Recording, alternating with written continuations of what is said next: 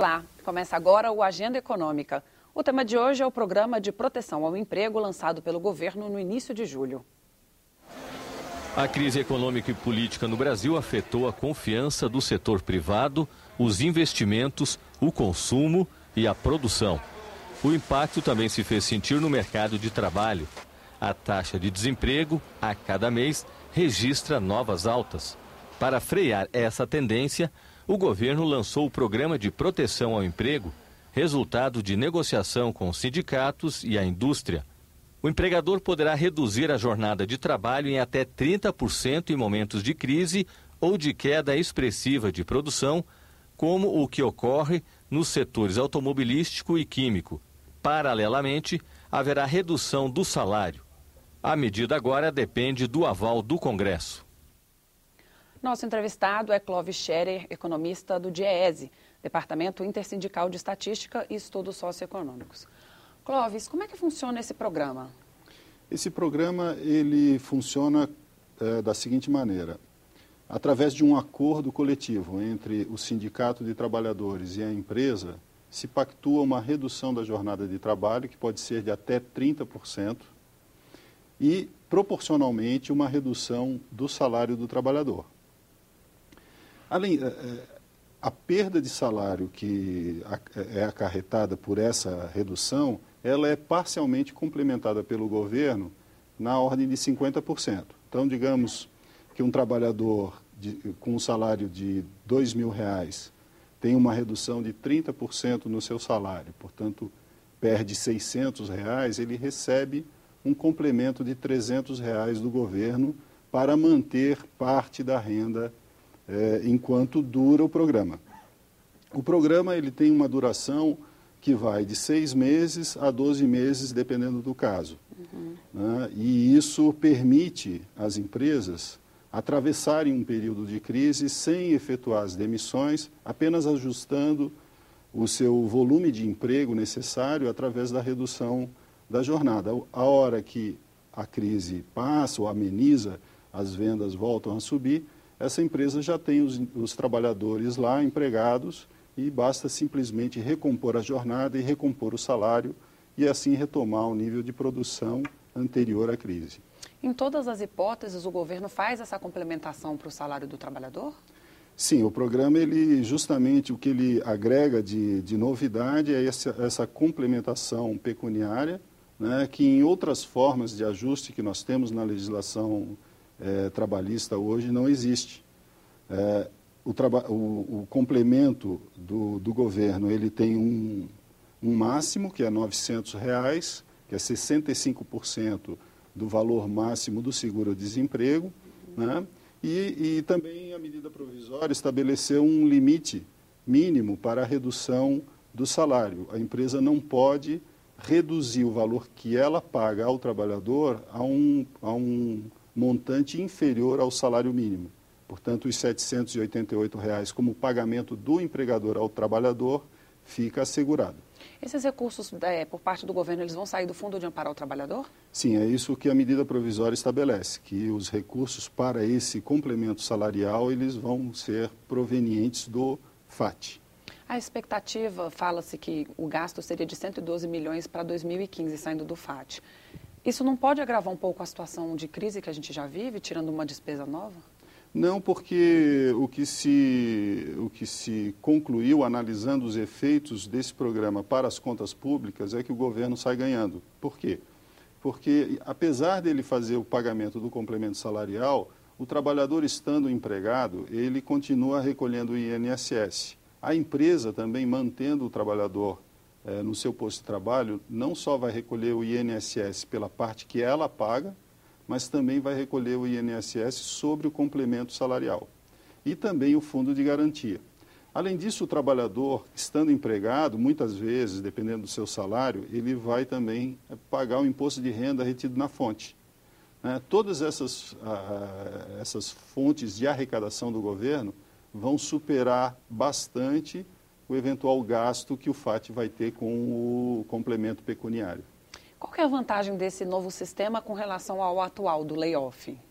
Olha, o layoff, ele, em primeiro lugar, o trabalhador é colocado, ele ele é colocado em suspensão, digamos assim, o seu contrato de trabalho deixa de estar em vigor, ele é suspenso. Então, na verdade, o trabalhador se afasta do posto de trabalho, ele tem o contrato de trabalho suspenso, ele muitas vezes apenas recebe a Bolsa Qualificação, que tem um valor máximo de R$ 1.380, mais ou menos. Então, ele perde uma grande parte da sua renda. Ele também perde muitos dos benefícios que ele tem advindos ou do acordo coletivo ou da convenção coletiva, como auxílio creche, auxílio alimentação e outros benefícios porventura existentes. Além do mais, psicologicamente é muito ruim para o trabalhador estar numa situação de layoff, porque ele, praticamente ele está naquela condição de provável demitido mais à frente. Então, o PPE, nesse sentido, ao manter o trabalhador no seu posto de trabalho, ele oferece uma série de vantagens em relação ao layoff e ainda mais em relação à demissão pura e simples. Esse é um programa que foi negociado com as centrais sindicais, né? Ele também tem o apoio do empresariado? Olha, o apoio do empresariado varia um pouco, né? Pelo que eu li nas matérias que foram publicadas, existem lideranças empresariais até que reclamam do programa, de que ele não é interessante o suficiente, mas eu acredito que o que importa é o caso concreto. Numa determinada empresa, e o sindicato e os trabalhadores veem que o PPE é adequado para a sua situação. Uma opinião geral sobre o programa, bom, aí pode ter várias considerações, mas o que importa mesmo é se numa determinada situação esse PPE pode oferecer vantagem para todos os envolvidos ou não. E você acredita que pode? Como é que tem sido esse feedback? Olha, a gente está começando uma experiência nova no Brasil. Esse programa não existe, foi criado agora. Mas pelo que a gente conhece das experiências internacionais, esse programa ele foi bem avaliado, especialmente na crise de 2008, 2009. Na Europa, muitos países têm esse programa e a opinião geral é de que, naquele momento, tal tipo de mecanismo foi responsável por preservar um volume bastante significativo de empregos.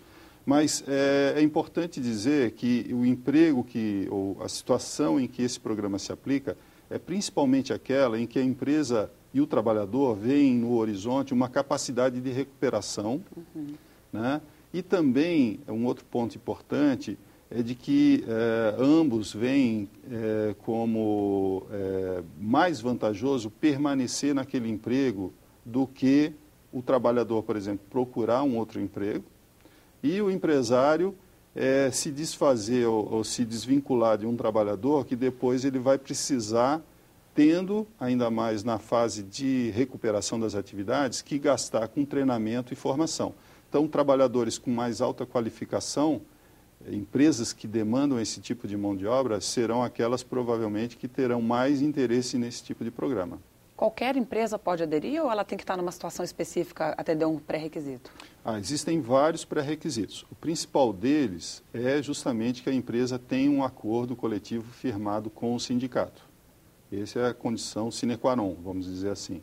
Além disso, a empresa tem que ter um comportamento do emprego nos últimos 12 meses que seja de estabilidade ou pequena queda, né? O governo criou um critério, que é o índice líquido de empregos. Então, a empresa ela tem que atingir tem que ficar até um determinado percentual desse índice líquido de empregos. Além disso, a empresa precisa ter esgotado completamente as alternativas ao PPE, como o uso de todas as horas acumuladas em banco de horas, férias coletivas, entre outras medidas. E ela precisa estar em situação regular junto ao fisco e ao fundo de garantia. Então, existe uma série de requisitos, não existe nenhuma exclusão de setores, empresas de qualquer setor poderão pedir a inclusão dentro do programa, mas existem uma série de critérios a serem cumpridos, tanto para entrar no programa quanto para permanecer nele. Com relação aos funcionários, a empresa aderindo, esse funcionário é obrigado a aceitar essa redução de carga de trabalho e de salário? Bom, Como eu disse, precisa ter um acordo coletivo firmado com o sindicato. Esse acordo, diz a medida provisória, ele tem que ser submetido a uma assembleia dos trabalhadores que serão afetados pela redução da jornada e ter aprovação. Então, o trabalhador, ele conscientemente, ele vai ter que se manifestar em assembleia dizendo se deseja ou não fazer parte do programa. Obviamente que uma condição muito importante é o trabalhador ter as informações sobre a situação financeira da empresa para saber se de fato é necessário ou não esse tipo de programa. Obviamente que o programa é melhor do que a demissão, digamos assim, economicamente para o trabalhador, mas sempre é uma perda de renda, é um sacrifício que o trabalhador vai ter que fazer durante vários meses. Portanto, a decisão tem que ser muito consciente por parte do trabalhador e do sindicato na aprovação desse tipo de medida. Uhum. Clóvis, esse é um programa considerado bom ou ele é insuficiente diante do problema que a gente tem? Bom, a crise que nós estamos atravessando, os dados estão mostrando, ela tem uma grande proporção. No mercado de trabalho, nós estamos vendo aí, os dados disponíveis mostram a perda de centenas de milhares de postos de trabalho. Este programa, ele certamente ele não vai ser suficiente para evitar essa onda de desemprego que nós estamos atravessando e que certamente vai perdurar durante um tempo. Ele tem, na minha opinião, uma ação positiva mais localizada em alguns casos, né, que preenchem as condições e as finalidades do programa. Esse programa ele tem um prazo de validade, né? Depois disso, o empregador tem que manter esse funcionário por um tempo? Como funciona? Justo, essa é uma boa pergunta e uma vantagem do programa, adicional em relação, por exemplo, ao layoff, ao seguro-desemprego ainda mais, né? Que é o fato de que o trabalhador que for incluído dentro do programa, ele tem uma garantia de emprego, não pode ser demitido durante o programa e por mais 1/3 do período de utilização do programa. Então, por exemplo, se o programa foi aplicado numa empresa por 6 meses, a garantia de emprego vale pelos 6 meses e por mais 2 meses após o encerramento do programa, garantindo que o programa, de fato, vai beneficiar aquele conjunto de trabalhadores que sofreu aí o sacrifício de reduzir a jornada. Ok. No próximo bloco, os impactos do aumento do desemprego no país. A gente volta já.